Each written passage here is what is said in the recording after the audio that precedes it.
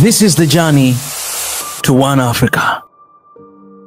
Your Excellency, Mr. Dennis Francis, President of the 78th Session of the General Assembly, Your Excellencies, Head of State and Government, Your Excellency, the Deputy Secretary General of the United Nations, distinguished delegates, ladies and gentlemen, Namibia congratulates you on your brilliant election as President of the 78th Session of the General Assembly. Allow me to use this opportunity to pledge to you the commitment of Namibia to support the priorities you have set out, namely peace, prosperity, progress, and sustainability. Namibia would like to thank your predecessor, His Excellency Shapa Korosi, for steering with diligence the work of the 77th Session of General Assembly.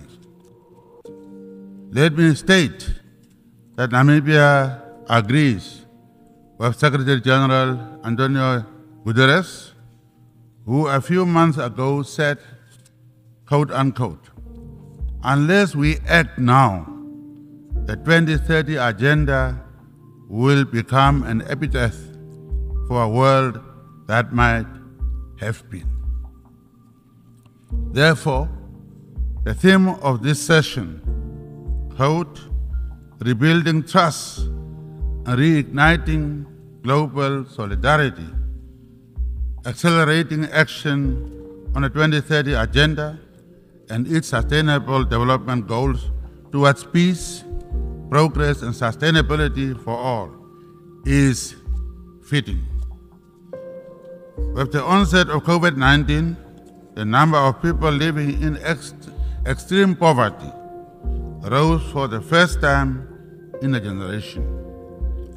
It demonstrates that the fact at midpoint to the global goals, we face the stark reality that we will miss our goals and targets. This 78th session serves as a clarion call to reset and to work in the true spirit of partnership for better results on the ground. Indeed, the world is in a state of flux, and progress is uneven. Taking cognizance of the interconnectivity between all the goals and targets, we should accelerate investments in healthcare, renewable energy, education, clean water, and sanitation. The terrifying gap between wealthy and the marginalized is not just a moral concern, but also a threat to political stability and harmony. We are therefore duty-bound to create an environment where prosperity is shared and is inclusive. In our collective pursuit of the 2030 Agenda, Namibia looks forward with hope and optimism to the Summit of the Future next year as an opportunity to prioritize meaningful reforms that can reinvigorate the global goals to give impetus to the broader system-wide UN reform agenda. Namibia also welcomes UN 2.0 and a quantum of change, aiming to provide the United Nations family with the cutting-edge capabilities in data, digital innovation, and expertise in order to deliver better and effective member state support to accelerate development. Mr. President, the health of a nation is a bedrock for all developmental activities. This morning, the General Assembly will adopt a political declaration on pandemic prevention, preparedness, and response. Pandemics have long been formidable adversaries that disproportionately wreak havoc in the socio-economic fabric of developing countries. These crises go beyond their immediate health implications, unraveling years of development progress, straining healthcare systems, and exacerbating existing socio-economic disparities. We need to change the status quo. To do so, we must end vaccine apartheid. We need to ensure equitable access to health products. We need stronger commitments from healthy countries on technology transfer and on the removal of intellectual property barriers, and on investments in manufacturing to enable vaccine production in the global south. Mr. President, I always say that inclusivity spells harmony and exclusivity spells conflict. The continued advocacy for gender equality is a core in our collective journey towards a just and inclusive world. Therefore, advocating for gender equality is not only a matter of fairness, it is an essential step towards unlocking innovation, diversity, and social cohesion. We are indeed proud to be ranked by the World Economic Forum Global Gender Gap Report of 2023 as number eight country in the world for the efforts to close the gender gap.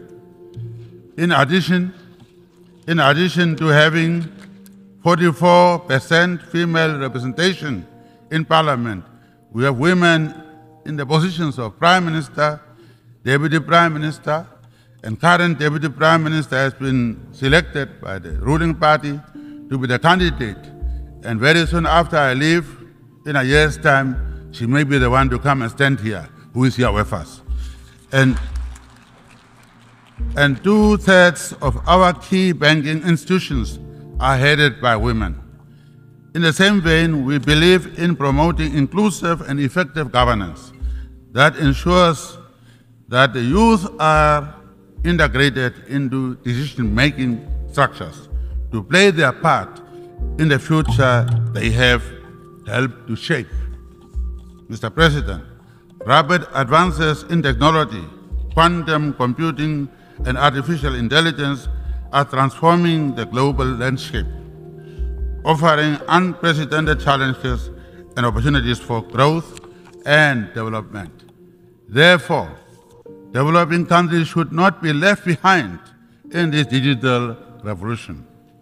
Access to technology can bridge gaps in education, healthcare, and economic development, propelling nations towards progress.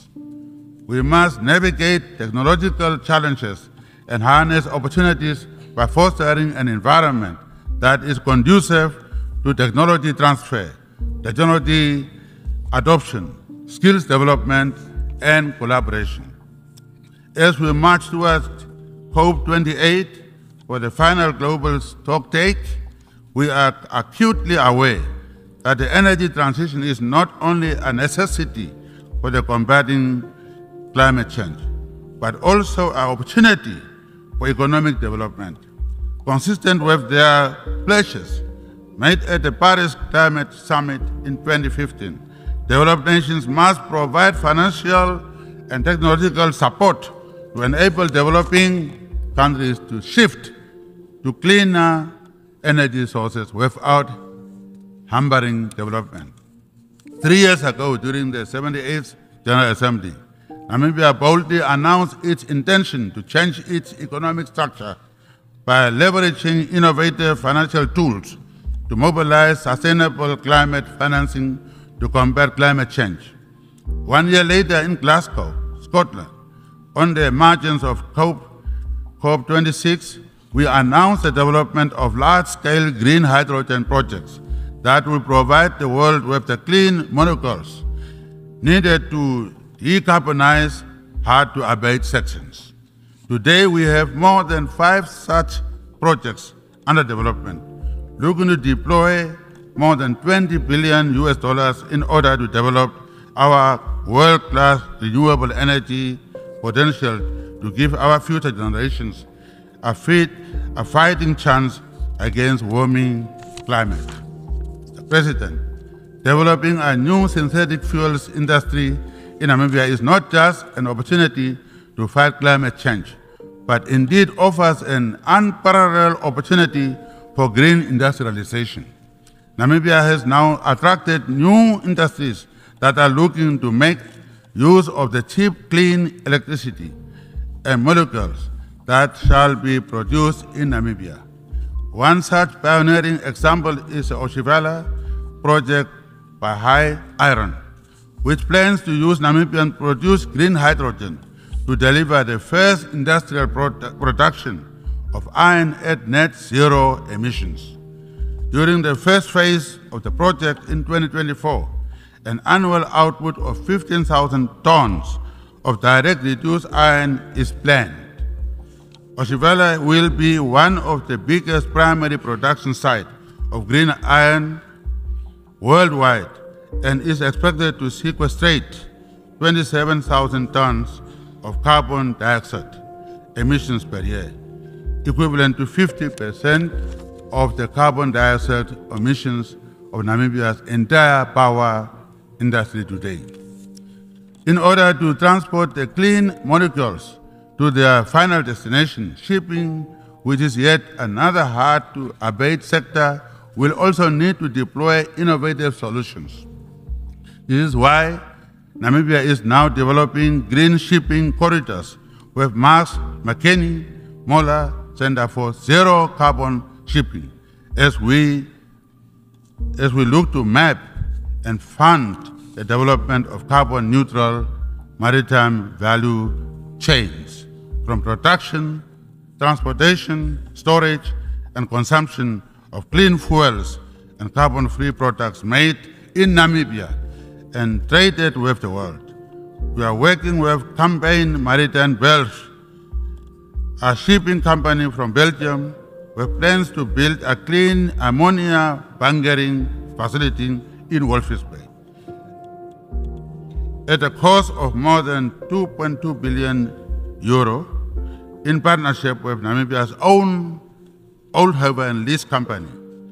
On the 28th of September 23, this partnership, named Plenary, is expected to reveal plans to construct their first Namibian green hydrogen multimodal service station. I always say that you do not make peace with your friends. You make peace with your enemies.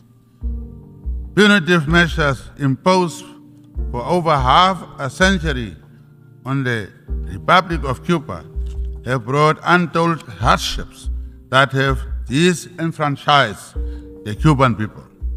The embargo against the Cuban people remains unjust and must therefore be lifted. Namibia appeals to the United States of America to remove the Republic of Cuba from the list of state sponsors of terrorism, as there is no evidence to support such classification.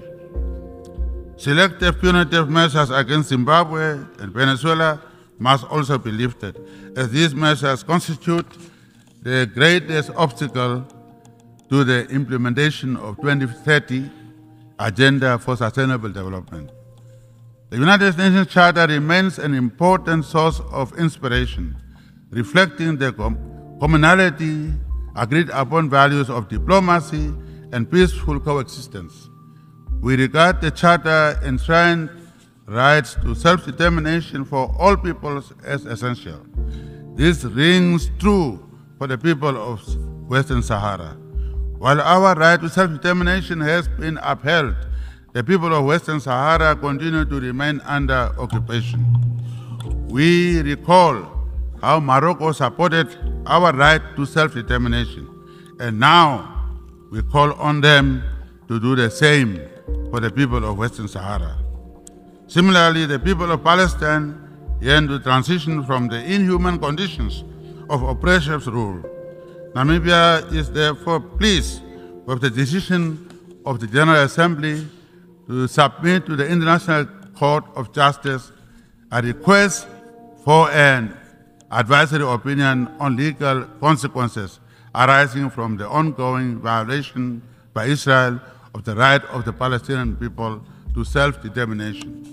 Mr. President, the challenges we face today are not insurmountable. By holding hands and by renewing our commitment to multilateralism, we can reverse the worst effects of the unprecedented global challenges of global warming, global inequality, pandemics, and conflicts. By holding hands, we have it within us to act now and to build the world we want. In that world, no one should feel left out. I thank you.